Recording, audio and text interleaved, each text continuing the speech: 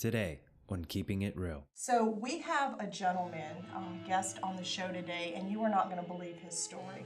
He was literally sentenced to 75 years in jail without the possibility of parole. And this guy stepped out and he said, "Man, we're forming a new gang." He said, "How would you like to join?" I said, "Yes." And that started a whole new era of my life. And people used to say, "Well, why was Angola so bloody? Why was it so violent?" You were told to be violent when you stepped through the door. Kristen Maddox overcame a 12-year addiction. Now she pulls others out knowing that some have escaped death for the last time. Shauna Butler understands the pain of sexual abuse. Now she uses her voice to unhush the little girls inside of women she counsels. This is Keeping It Real. Good morning. We're so glad that you're able to join us this morning here on Keeping It Real. I'm Kristen Maddox. And I'm Shauna Butler. And you may know somebody who is incarcerated. Maybe they're about to get out of jail. Maybe you have had a brush with the law at some point in your life. And you know, I know that there are even people watching the program today, Shauna, that are incarcerated. Right. And you know, it's really easy to lose hope. And you know, Joseph in the Bible is one person who could have lost hope. That's right. In jail. Right. He was falsely accused for something that he didn't do, and he was in prison. But you know, even in prison, he allowed God to use him. Yes, he did. And God had a plan for Joseph's life. And even after he thought, well, surely now I'm going to be able to get out because I interpreted the dream for the baker and the butler when they had a dream and they didn't know what it meant. God gave Joseph the interpretation of their dreams and they came to pass. They were actually prophetic. And he expected one of them who was released from jail to go and tell Pharaoh, look, there's an innocent man in jail, and he expected him to be a voice for him. Right. But for 2 more years, he sat in that prison cell, forgotten about. Right. And he thought probably, I know, I would probably wonder, God, did you forget about me? Yeah. But God, you know, sometimes God will hide us, even in the jail. Yeah. For such a time as this. Right. Just for such a time as this. Right. You know, there's always that timing that God wants us to step into, and sometimes we want to rush that timing. Yeah. But God has a perfect time set for each one of us. Right. He has a calling and a purpose on our lives at an appointed time. There's an appointed time. And God's always on schedule. He is. He's always on schedule. And so we have a gentleman, guest on the show today, and you are not going to believe his story. He was literally sentenced to 75 years in jail without the possibility of parole. But he's here today. So obviously, God worked a miracle in his life, and we're excited to have him on the show. So stay tuned, and you'll get to meet Mr. Ashanti Witherspoon when we return. Today, girls will die as a result of drug overdose, domestic violence, and even suicide. It doesn't have to end like this. There is hope. A Door of Hope provides free services to girls and women who are stuck in a vicious cycle. If you or someone you know needs help, call today, 225-665-HOPE, or visit our website at adoreofhopela.com. I'm Pastor Philip Pimlott, and this is my wife Kelly, and we want to extend a special invitation for you to come and visit us at Heartsease Family Life Church. Heartsease is a safe place for you and your family, a place where life starts, love happens, and purpose is revealed. Our church is located at 12112 Florida Boulevard, and our services are Sunday mornings at 9 and 11 and Wednesday evenings at 6:45. For more information, check out our website, hflc.us. Welcome home.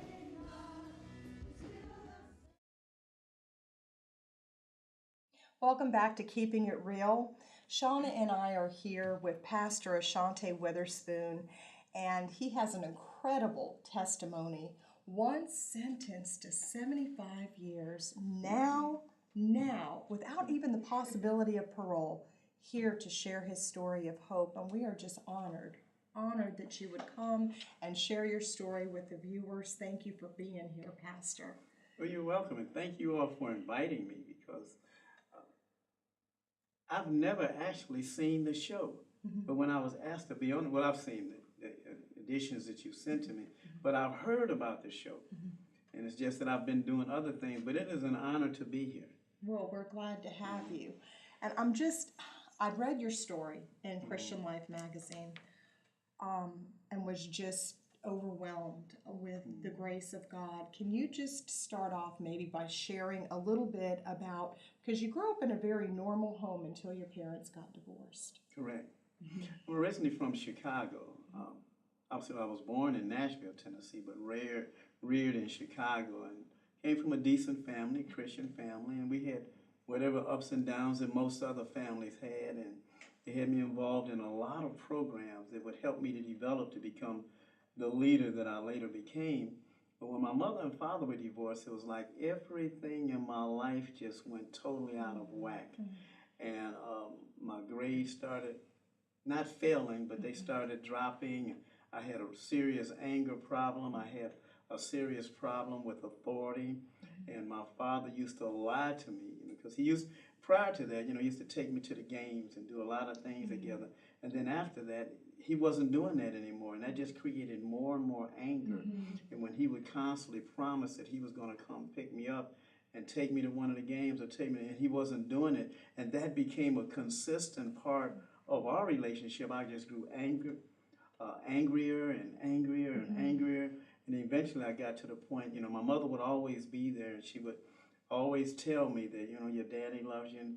But it was one particular day I jumped up and I was so angry, and I said, he doesn't love me and I hate him. And I hate him. And she hugged me and tried to embrace me. And so that became a major turning point in my life.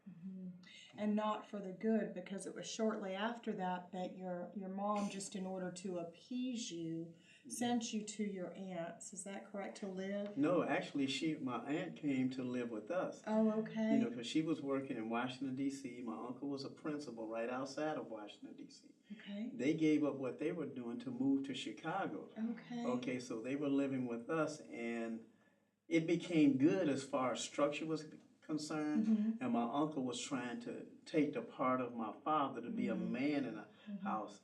But it was my aunt. My aunt was the one, and do either one of you all know any woman whose nickname is my dear? There you go. You know what's so interesting, and I know all of us have seen Tyler Perry's show about my dear. Yeah. It seems like everyone who has the nickname my dear, they act alike. Yes. And my aunt, she was short, just like my mother, but she was another my dear. She was everybody's mother in the neighborhood. She was a support of everybody in the neighborhood, but she was also the one that was going to stand toe-to-toe with you and make sure that you walked a certain line. Thank God for aunts like my dear. Right. And things began to really change in your life, just that anger. And I think you had mentioned, or it was mentioned in the article, that you took up martial arts as a young boy. I think you were around 11, weren't you? Yes. And began to be trained in this. And so, but instead of it being more of a self-defense and a discipline, on one side it became a way of life as far as fighting, and you just had a lot of anger built up. Yeah, and the anger, like I said, it was released through martial arts. And actually, it was a little bit before 11. It was right during that time period. And I was angry, and I loved to fight. And when I realized what I could do with my hands and what I could do with my feet, with my knees, with my elbow, I started thinking, well, I can take down this guy that's a little heavier than me. Well, I can take down this guy that's a lot heavier than me.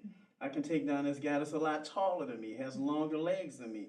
All I have to do is build up my strength and my speed. I knew where the nerve centers were, knew where the pressure points were, and I became very, very good, whether we were in class or out of class. So martial art became another focus that really helped to develop me physically.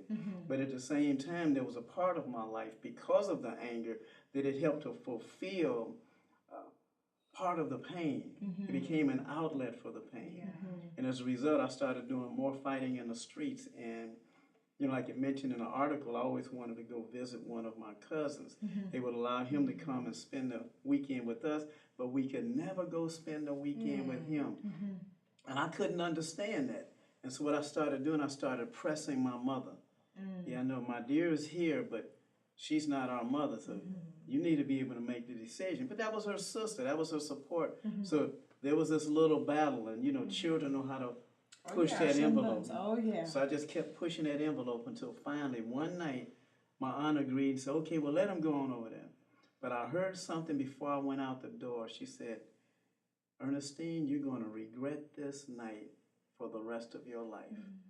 But once we went over to my cousin's house, and we were on the south side, and he lived on another section of the south side, but it was the hood. When you got up there on the second floor, you looked out the window, and it was a strip, you know, all sorts of businesses, nightclubs, and so forth up and down there. You saw criminals, you saw prostitutes, you saw gangbangers, you saw everything that you would see on a criminal strip in the night. And I was excited. And when we left, we waited till his mother went to sleep because she took her medication. And after that, we slipped out and went around the corner. And he introduced me to some of his friends. And his friends said, oh, that's your cousin that knows karate. And, you know, I felt good. You know, he had been bragging on me. But then one of the guys stepped up and said, man, I want to see what you know. But in my mind, I said, wait a minute, I just want to meet these guys. I mean, I didn't want to, somebody want to see what I know. And so they were all encouraging me, including my cousin. So, you know, he threw his hands, he danced around a little bit and took him down real quick. And after that, but what happens when one young person gets taken down by another young person that got a lot of friends around? They start dogging him out. Oh, man, he just took you down. So in my mind, this is going to turn into something. Part of me wanted to run. But where am I going to run to? I'm in a whole different section of the south side of Chicago. Then another guy got up, and he stopped, and he said, man, let me see what you know. I said, man, I don't want any problems. He said, no, we just want to see how good you are. You're pretty fast. So we did the same thing, and he was on the ground. And then all of a sudden, everybody, whoa, man, blah, blah, blah, and et cetera, et cetera. Well, then the guy who's the leader, he stepped out the background. And, you know, as parents, we teach our children to make good decisions. You know, we're hoping we're saying the right things, saying the right prayers, and that they can make good decisions all through their life. It doesn't happen, but these are our prayers. And this guy stepped out and he said, man, we're forming a new game. He said, how would you like to join? Now, by all accounts, from everything that I had been taught, I should have said no, or either let me think about it. You know, the common sense in me should have kicked off and said, let me think about it. And then I would move away, and then we get back, and I should have said, man, I ain't never going around that neighborhood. My dear was right. But instead, I said, yes. And that started a whole new era of my life. You know, part of my life was good, and the other part was gang activities. And Pastor Shante, let me just insert. Did you feel like you said yes because you felt pressured to, or maybe not pressured, but you felt, I just need to say yes because he asked, or did you really mean yes from your heart, or were you feeling like, I really don't want to say yes right now? Oh, I felt excited. You were excited. Yeah, I felt excited. They're asking me to become a part of them. And you know one thing that happened after that? I found out that each one of them came from a broken home. Wow. None of them had a father in the household. Wow. Isn't that something? We're going to take a commercial break, and we'll come back and hear the rest of your story when we return. Today, girls will die as a result of drug overdose, abuse that went too far, and even suicide. A Door of Hope provides free services to girls and women. If you or someone you know needs help, call us today. I'm Pastor Philip Pimlott, and this is my wife Kelly, and we want to extend a special invitation for you to come and visit us at Heartsease Family Life Church. Heartsease is a safe place for you and your family, a place where life starts, love happens, and purpose is revealed. Our church is located at 12112 Florida Boulevard, and our services are Sunday mornings at 9 and 11 and Wednesday evenings at 6:45. For more information, check out our website, hflc.us. Welcome home. Welcome back to Keeping It Real. We are here with Pastor Ashanti Witherspoon, and he is sharing his incredible testimony about how he was sentenced to 75 years in prison without the possibility of even having a chance at parole. And you were sharing, Pastor, about you were actually introduced to a gang and at the age of 11. I think about that, 11. You know, most 11-year-olds are out there riding their bikes and, you know, but 11 years old and involved in this gang. And I don't know if you mentioned it on camera or if it was at commercial break, so I want to say it again in case it was off camera. But you recognize that all of the people within that gang came from broken homes and did not have a father. Correct. And that's one of the first things I noticed is I was introduced to everybody, and we got a chance to meet as the days turned into weeks, and that's what I found out. Nobody had a father. Most of them's father was in prison, or mother and father had been divorced, or some of them didn't even know who their father was. And I kind of want to shift a little bit if we can, and I would like for you to just share the details of the day that led to the arrest that led to you facing 75 years. Okay, well, I had eventually, because years had gone by, and I eventually left Chicago on the run for criminal charges, and I traveled around the United States to avoid prosecution. Then I came through Shreveport, Louisiana, and while under the influence of LSD, I committed an armed robbery.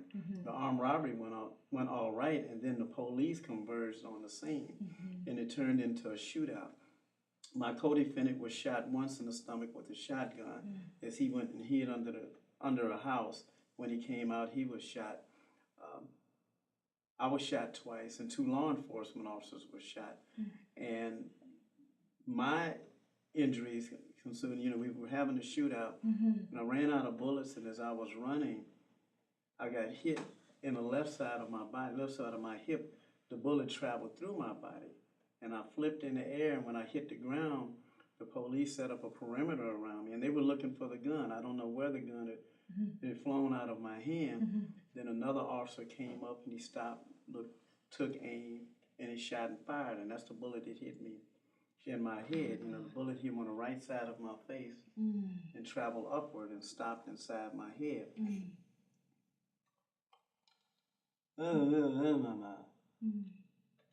I said, I have to speak with this in my mouth because that's the plate that covers up the hole that's in the roof of my mouth. And nobody died by the grace of God. 9 months later, I was sentenced to serve 75 years without the benefit of parole, probation, or suspension of sentence in the Louisiana State Penitentiary.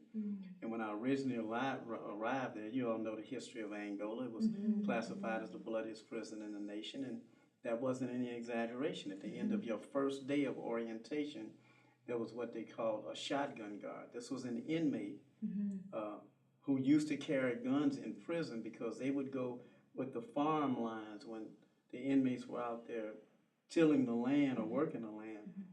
The people who were in those lines, at least 3 of them were inmate guards. And then they had at least 1 who was an actual employee. Well, after a period of time, the courts or the federal government ruled that it's unconstitutional to allow an inmate to carry a gun to hold another inmate in check. So they took their guns. So they were housed in certain areas of the prison because they couldn't put them in population because they'd probably be killed. And at the end of the first day, there was always somebody from the rank of a lieutenant and a shotgun guard. That's what we call them, the shotgun guard, who were there. And the last thing that the lieutenant or captain or major would say is, look, I want all of you all to find somebody who can make you a knife. Do it as quickly as possible. And if anybody messes with you, kill them and kill them quickly. He said, because if you play around, your life in prison would not be an easy place. And they're saying I ended up with 2 knives that day. But that was the beginning orientation. And people used to say, well, why was Angola so bloody? Why was it so violent? You were told to be violent when you stepped through the door. The majority of the men at Angola are facing like life sentences. Yeah, life sentences, correct? Yes, correct. And so during this time, you were actually put in maximum security. No, not initially. Not initially. No, I was sent to live in the main prison population. That's the largest section of Angle. I didn't wind up in maximum security until I was caught with 2 knives in my possession. Okay, then I was placed in maximum security. And while I was there, I was still a militant. I was still rebellious. I still did what was necessary to try to agitate the system. I was still organizing. But it was also while I was in maximum security that men who were involved in prison ministry would have the opportunity to come into prison and come and minister in the various cell blocks and the dorms.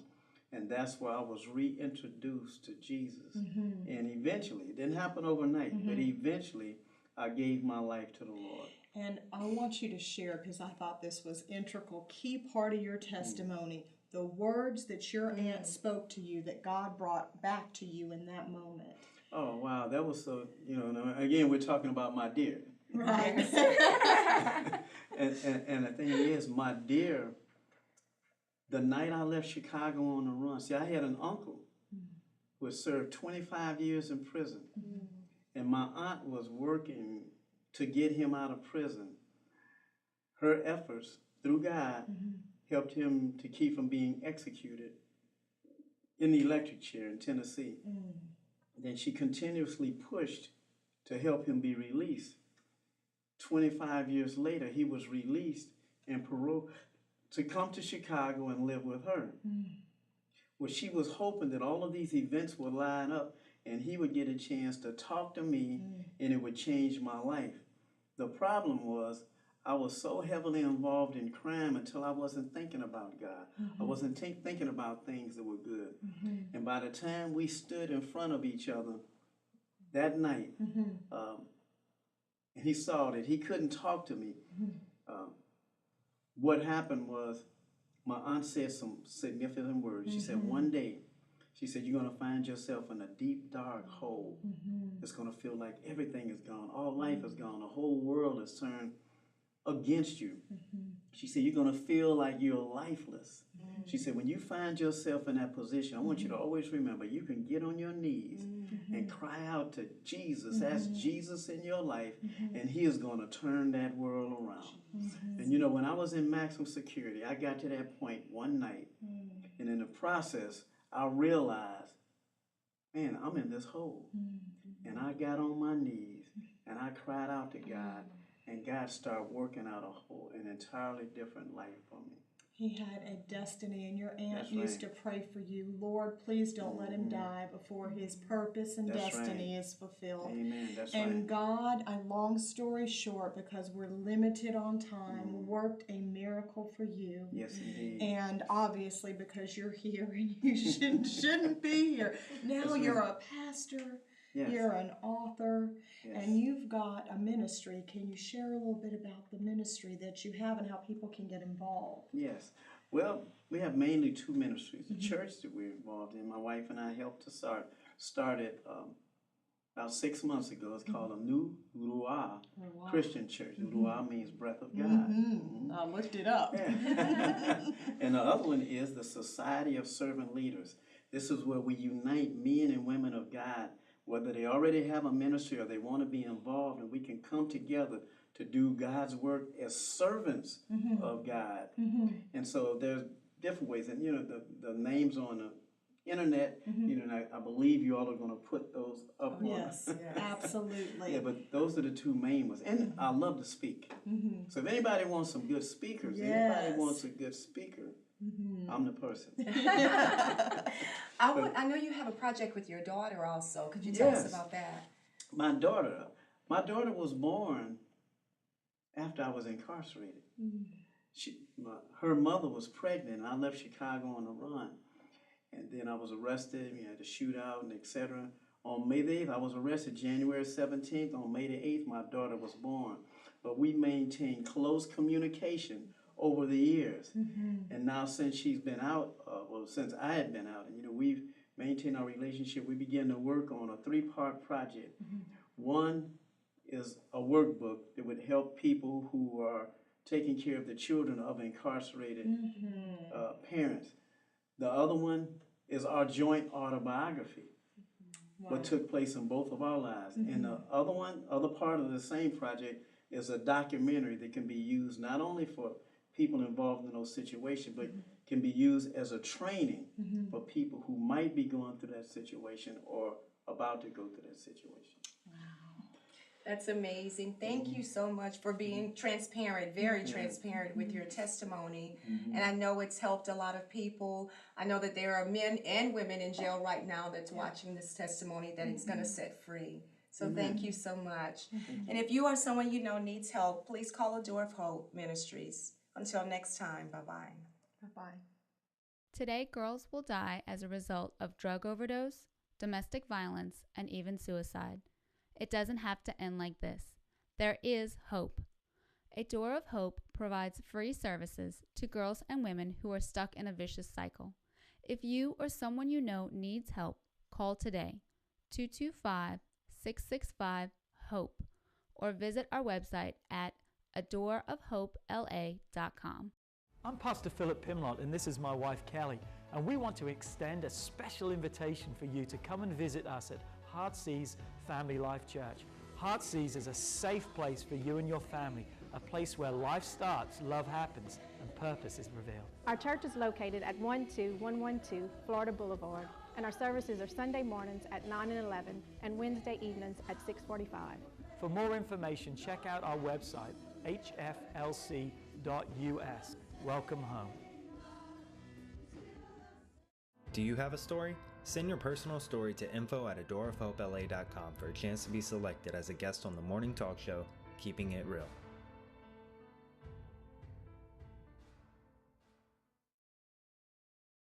Today's closed caption sponsor is AutoYes, who makes your wallet smile. Thank you to our sponsors. If you'd like to help sponsor the show Keeping It Real, please call 225-665-4673.